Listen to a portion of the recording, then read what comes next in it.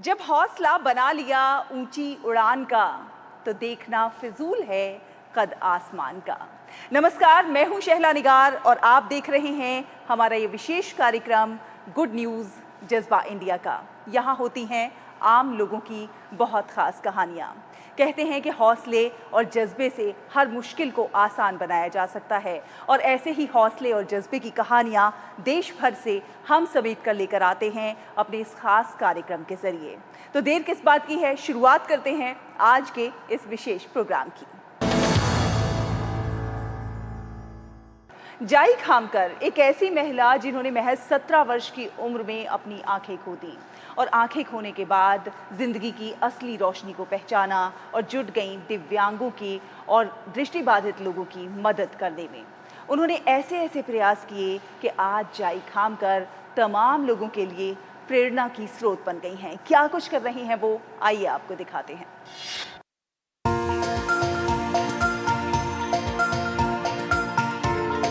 मिलिए जाई खामकर से, एक ऐसी महिला जिन्होंने अपनी आंखें हमेशा के लिए खो दी, पर अपने नजरिए से बदली समाज की सोच।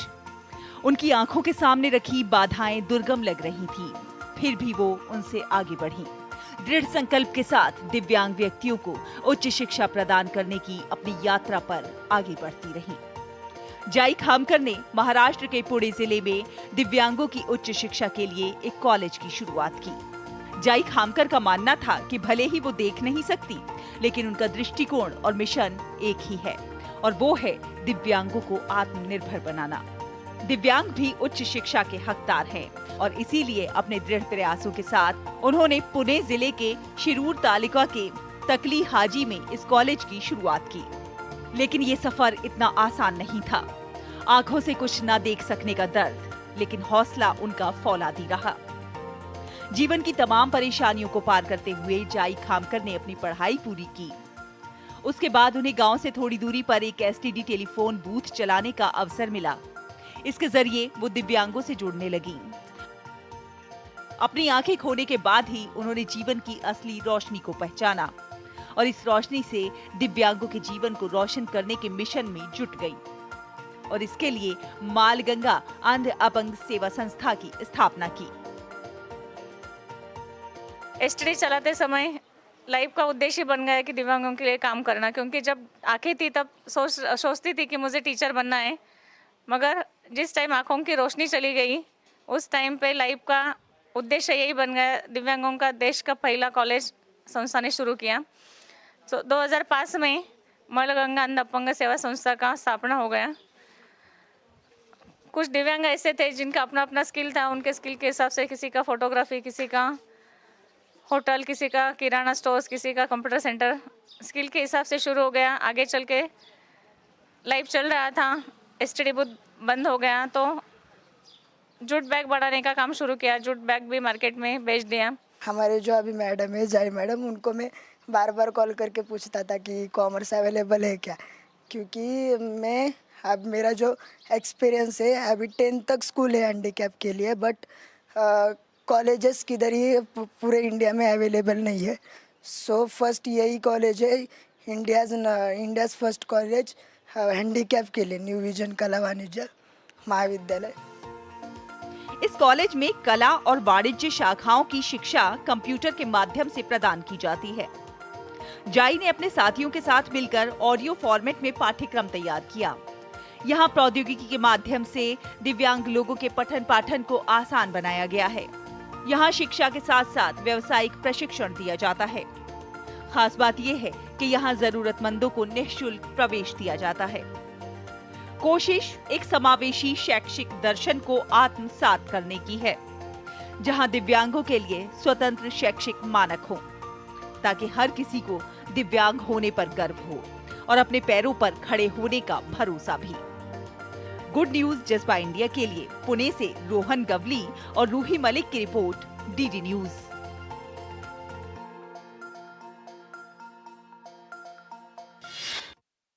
जाई खामकर जानती हैं कि शिक्षा के जरिए ही समाज में बड़ा परिवर्तन लाया जा सकता है, और इसीलिए वो दिव्यांगजनों को शिक्षा से जोड़ने की अपनी इस मुहिम में जुटी हुई हैं।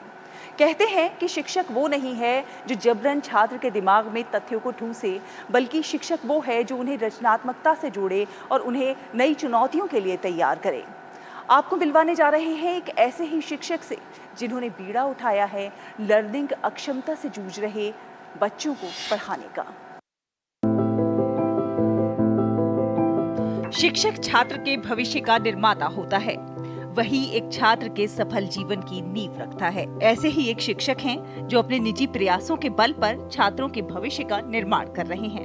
बरेली जिले के FR इस्लामिया कॉलेज के शिक्षक फरहान अहमद लर्निंग अक्षमता से जूझ रहे बच्चों को पढ़ाने का काम कर रहे हैं। इस कॉलेज में कई ऐसे बच्चे हैं जो डिसलेक्सिया जैसी बीमारियों से ग्रसित हैं। जी, क्लास में अमूमन 60, 70, 80 बच्चे होते हैं। तो इन बच्चों को क्लास में अगर कोई भी दिक्कत हो रही है, और आमतौर पर दिक्कत होती ही है, तो उनकी जो भी परेशानियां हैं वो इस क्लास में दूर की जाती हैं और इनको विजुलाइज तरीके से मॉडल्स के ज़रिए, और जैसे हम लेंसेज वगैरह या प्रिज्म वगैरह फ़िज़िक्स में आमतौर पर जब पढ़ाते हैं तो इनको बाकायदा दिखाकर वो चीज़ समझाई जाती है कि देखने में ये ऐसा होता है, टेलीस्कोप क्या होता है, माइक्रोस्कोप क्या होता है। तो वो पूरा एक कॉन्सेप्ट उनके दिमाग में क्लियर किया जाता है, जो हम आमतौर पर बोर्ड पर पढ़ाने में नहीं कर पाते हैं।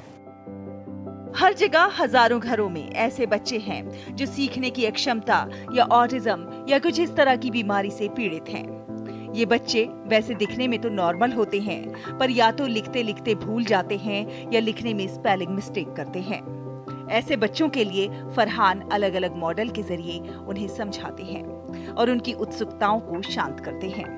वो उन्हें उन विषयों के बारे में समझाते हैं जो वो कक्षा में नहीं समझ पाते। हमारे कानों में मशीन रखी हुई है, वो अपना सुनाई नहीं पाते, बहुत कम होते हैं। तो मैं पढ़ा सर के पास गया, सर मुझे प्रॉब्लम हो गया, सर आप तो पढ़ाइए, बहुत अच्छी पढ़ाया, दिखाते और ऐसे करो इंग्लिश तरह समझ में आती। पहले थोड़ा धीरे पर अच्छी हो गई। आयशर मेरी बी का थोड़े लिखने में भी दिक्कत होती है। मुझे जो प्रॉब्लम होती है समझ में नहीं आता, मैं फरहान सर के पास आ जाता हूँ उनके कैबिन में, वो मुझे अच्छी तरीके से समझाते हैं कॉपी में। फरहान के पास कुछ ऐसे बच्चे भी हैं जो ठीक से बोल और सुन भी नहीं सकते। वो उन्हें भी उनकी क्षमता के अनुसार पढ़ाते हैं। फरहान पिछले कई सालों से ये काम कर रहे हैं ताकि इन बच्चों के लिए कुछ कर सकें। फरहान जिस इंटर कॉलेज में पढ़ाते हैं वो सरकारी कॉलेज है, जहां उन्हें बहुत अधिक साधन तो मुहैया नहीं है, पर वो अपने सीमित साधनों में ही इन बच्चों के लिए बहुत कुछ करना चाहते हैं। गुड न्यूज जज्बा इंडिया के लिए बरेली से नाजिया अंजुम की रिपोर्ट, DD न्यूज। तो शिक्षा ही समाज में बड़े परिवर्तन की वाहक हो सकती है और ये लोग इस चीज़ को समझ रहे हैं और इसीलिए बच्चों को शिक्षा से जोड़ रहे हैं और ये काम उनके लिए मुफ्त में कर रहे हैं। ऐसी ही अच्छी खबरों के सफ़र को अभी जारी रखेंगे। वक्त हुआ है एक छोटे से ब्रेक का, जल्द हाजिर होंगे। आप देखते रहिए गुड न्यूज़ जज्बा इंडिया का।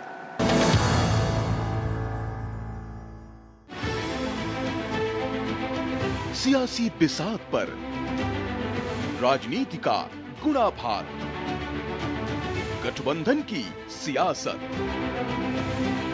बदलते रिश्ते, नेताओं की बयानबाजी। देखिए 24 की चुनौती दिन भर सिर्फ DD न्यूज पर।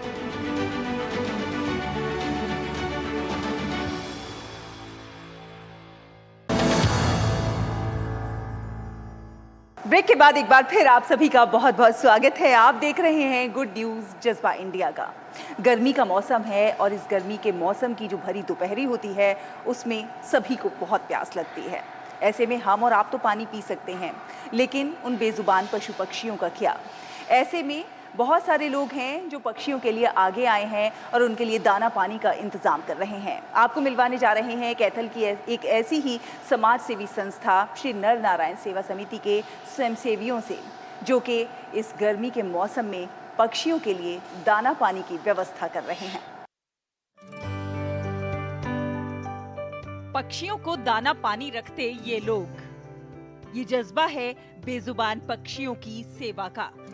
समाज सेवा के लिए समर्पित कैथल की संस्था श्री नर नारायण सेवा समिति ने बीड़ा उठाया है दाना पानी और कटोरे वितरण का।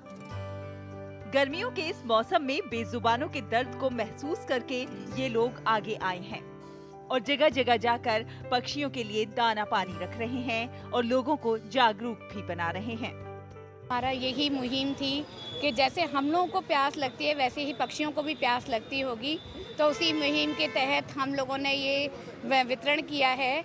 और कहते हैं कि जिस घर में तुलसा विराजमान होती हैं वहाँ पे विष्णु जी का वास होता है, तो इसीलिए हमने तुलसा जी को भी वितरित किया है। जैसे कि अब गर्मियाँ प्रारंभ हो गई है, हमें भी बार बार पानी की जरूरत पड़ती है, तो ध्यान में आया कि इन पक्षियों को भी पानी की जरूरत पड़ती होगी, तो हमने इसीलिए समाज से आह्वान किया है कि वो अपने इस बर्तन के माध्यम से पानी छतों पे रखे, खाने का छतों पे रखे, ताकि पक्षी उड़ते हुए चहकते हुए वो भोजन प्रसाद वो भी ग्रहण कर सके। ये देखिए कैथल के पेहोवा चौक पर किस प्रकार पक्षियों के लिए कटोरे और दाना पानी रखा जा रहा है, ताकि हर व्यक्ति अपने घर के बाहर सुबह इन कटोरों को पानी से भर दे और दिन में पक्षी ये पानी पीकर अपनी प्यास बुझा सके। इस टाइम इतना भीषण गर्मी है कि पशु पक्षियों का बहुत ही बुरा हाल है और हमारा ये कर्तव्य बनता है कि हम सुबह अपने छतों पर, मकानों पर और कहीं भी जहाँ भी सार्वजनिक स्थान है वहाँ पे दाना डालें, पानी रखें पक्षियों के लिए। वास्तव में पक्षियों की सेवा ही मानवता की सेवा है। शहर वासियों से मैं ये अपील करना चाहूँगा कि इसके अंदर जो श्री नारायण सेवा समिति द्वारा कसौरा वितरण और जो इनका दाना वितरण का जो प्रोग्राम किया गया है, उससे प्रभावित होकर बहुत से लोगों ने ये काम शुरू कर दिया है। और भी लोगों से मेरा निवेदन है कि वो छतों पे पानी के कसौरे रखें और साथ में दाना डालें, ताकि बेजुबान पक्षियों को भी पीने के लिए पानी और खाने के लिए दाना मिल सके। गर्मी के मौसम में जिस तरह हर इंसान को प्यास लगती है, उसी तरह छोटे छोटे पक्षियों को भी प्यास लगती है और भीषण गर्मी में पानी की तलाश में वो इधर उधर भटकते रहते हैं। ऐसे में कैथल की संस्था नर नारायण सेवा समिति द्वारा गर्मी का मौसम शुरू होने के साथ ही पक्षियों के लिए दाना पानी उपलब्ध कराने की ये पहल लोगों को खूब पसंद आ रही है। गुड न्यूज जज्बा इंडिया के लिए कैथल से नवीन मल्होत्रा की रिपोर्ट, डीडी न्यूज।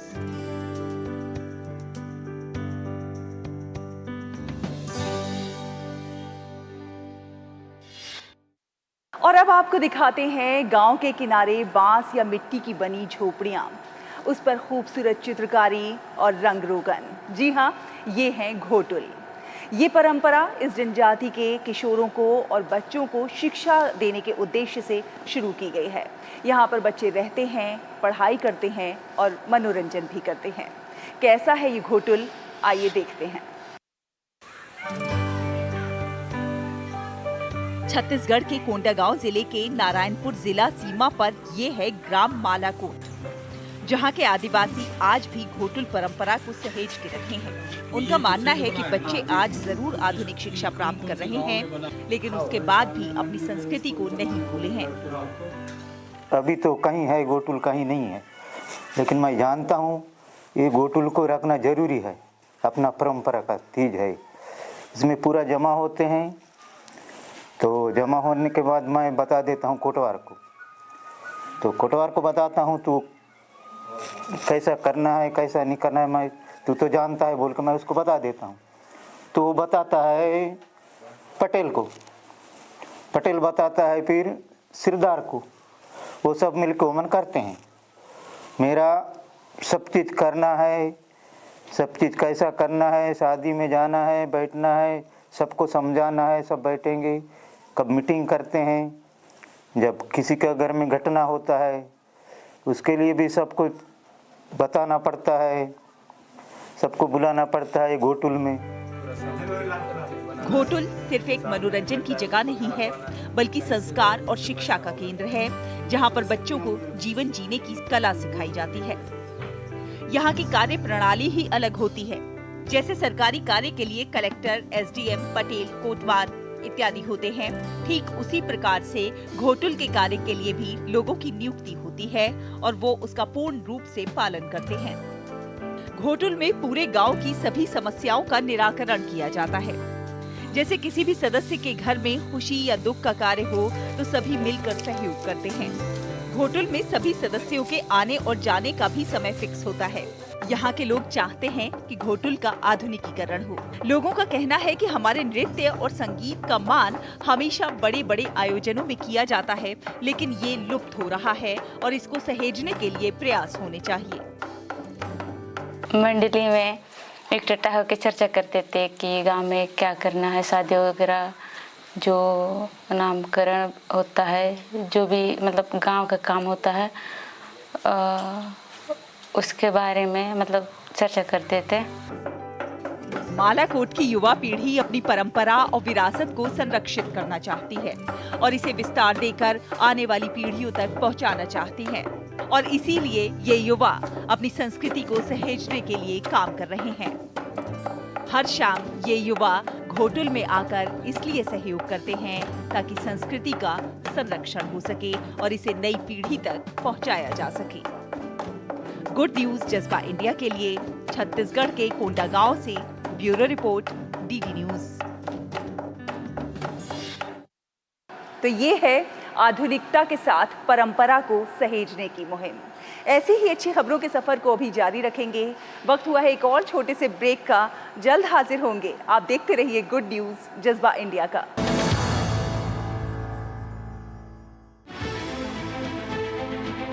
सियासी बिसात पर राजनीति का गुणाभार, गठबंधन की सियासत,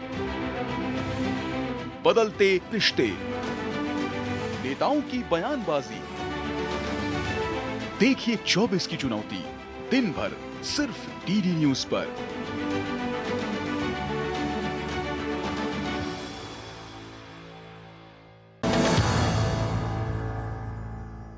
ब्रेक के बाद एक बार फिर आप सभी का बहुत बहुत स्वागत है। आप देख रहे हैं गुड न्यूज जज्बा इंडिया का। कहते हैं कि हुनर की कोई उम्र नहीं होती।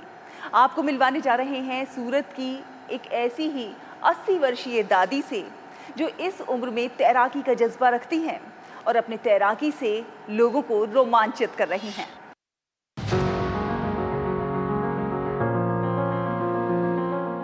ये है सूरत की 80 वर्षीय बकुला बेन।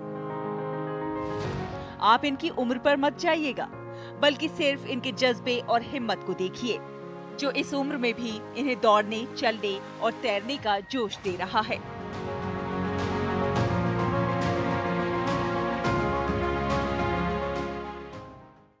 मैंने 58 साल की उम्र में एथलेटिक्स शुरू किया। ग्राउंड स्पोर्ट्स मुझे पसंद नहीं थे, इसलिए पानी से डरने के बावजूद भी मैंने तैराकी की ओर रुख किया।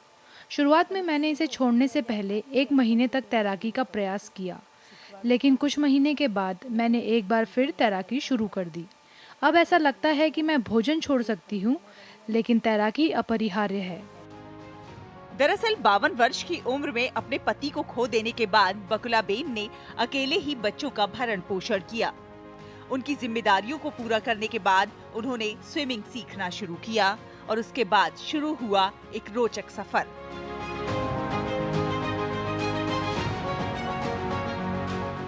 जिसने राष्ट्रीय, अंतर्राष्ट्रीय स्तर पर नदियों और तूफानी समुद्र की इस स्पर्धाओं में अपनी तैराकी से कई मेडल हासिल किए।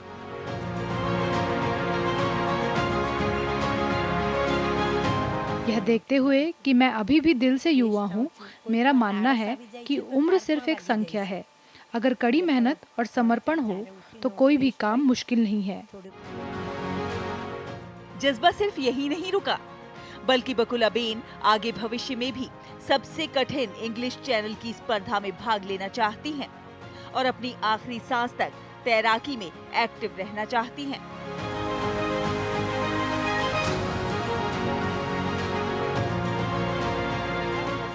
रिटायरमेंट की उम्र में शुरू की गई तैराकी की यात्रा ने मुझे 2 दशकों में कुल 530 स्वर्ण, रजत, कांस्य पदक और प्रमाण पत्र दिलाए हैं, जिनमें 9 अंतर्राष्ट्रीय पदक शामिल हैं। आज बकुला बेन ना सिर्फ स्विमिंग करती हैं, बल्कि सैकड़ों लोगों को स्विमिंग की ट्रेनिंग भी देती हैं। जिंदगी के इस पड़ाव में भी सैनिक की तरह हर मुश्किल को पार कर अपने शौक को जिंदा रखने का जज्बा बकुला बेन में साफ दिखाई देता है। ये समाज को स्वस्थ रहने की प्रेरणा भी देता है। गुड न्यूज जज्बा इंडिया के लिए सूरत से लोपा दरबार और एजाज शेख की रिपोर्ट, डीडी न्यूज।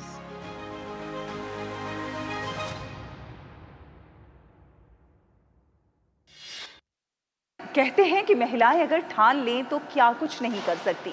आपको मिलवाएंगे झुंझुनू जिले के ग्राम पंचायत लांबी अहीर की सरपंच नीरू यादव से, जो कुछ ऐसा ही कर रही हैं।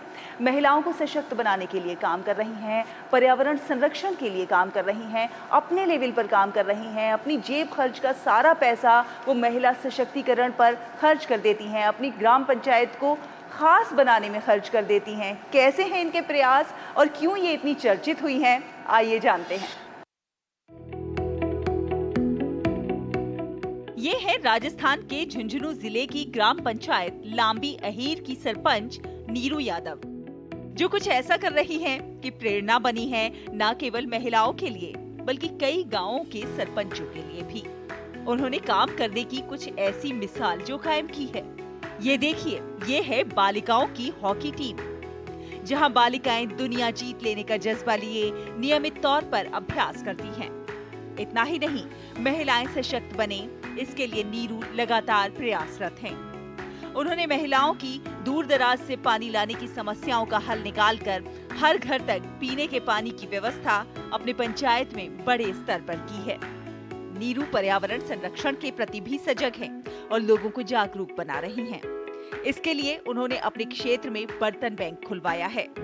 ग्राम पंचायत को प्लास्टिक से मुक्त करने की पहल के साथ ही ग्रामीण महिलाओं से पुराने कपड़ों के थैले बनवाकर वो महिलाओं को सशक्त भी बना रही हैं।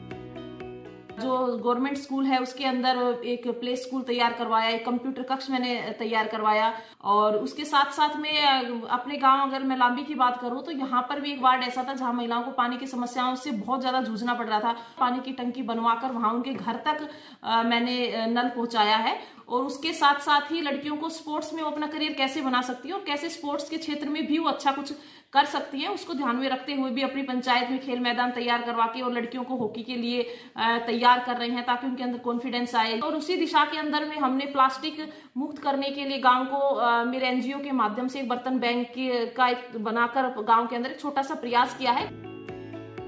इतना ही नहीं, उन्होंने लोगों को जागरूक किया कि कन्यादान के रूप में वो पौधा दें और ऐसे पेड़ पौधों को दोस्त बनाना शुरू कर दिया। नीरू द्वारा किए गए कामों को न केवल राष्ट्रीय स्तर पर बल्कि अंतर्राष्ट्रीय स्तर पर भी सराहना मिल रही है। ये कहें कि विकास का दूसरा नाम नीरू जी यादव है सरपंच, और छोटे बच्चों के लिए इन्होंने जो बाल वाटिका का जो प्रोसेस स्टार्ट किया है उसमें गांव के जो सभी जो लोग हैं वो इनकी प्रशंसा करते थक नहीं रहे। पहले हमारा ये रास्ता बहुत ही गंदा था, अब बारिश का भी पानी भरता था, घरों से जो निकलता था वो पानी भी भरता था, बहुत ही कंडीशन बुरी थी, वो आदमी भी नहीं निकल सकता था यहाँ से। जब भी नीरू हमारी सरपंच बनी है, इन्होंने ये रास्ता बिल्कुल साफ करवा दिया है, अच्छे से रिकवर करवा दिया है, पाइप डलवा दिए हैं, गंदे नाले का सीवर बना दिया है। अब हमारे यहाँ पर निकलने की कोई प्रॉब्लम नहीं है, पानी भी नहीं भरता यहाँ पे। जो मैं खड़ा हूँ ये मेन रोड है, इस मेन रोड पे बहुत सारे गड्ढे, पानी और पैदल व्यक्ति से भी नहीं निकला जाता था, लेकिन इनके सरपंच पद पे आने से हमारे गांव की ये मेन रोड, बाकी गलियों का भी बहुत ज्यादा विकास हुआ है और पक्की रोडें बनी है। अपनी पंचायत में किए नवाचारों से वो पंचायत के साथ साथ आज प्रदेश की अनेक महिलाओं के लिए प्रेरणा स्रोत बन गई हैं। गुड न्यूज जज्बा इंडिया के लिए झुंझुनू से ब्यूरो रिपोर्ट, डीडी न्यूज। तो देखा आपने, हमारे देश के लोग अपने हौसले और जज्बे से नित नए कीर्तिमान स्थापित कर रहे हैं। आपसे भी अनुरोध है कि आप भी कुछ ना कुछ अच्छा करते रहिए, खास करते रहिए, हंसते रहिए और मुस्कुराते रहिए। देश और समाज के विकास में अपना योगदान जरूर दीजिए। अगले हफ्ते फिर हाजिर होंगे कुछ और अच्छी कहानियों के साथ। तब तक के लिए हमारी पूरी टीम को दीजिए अनुमति। नमस्कार।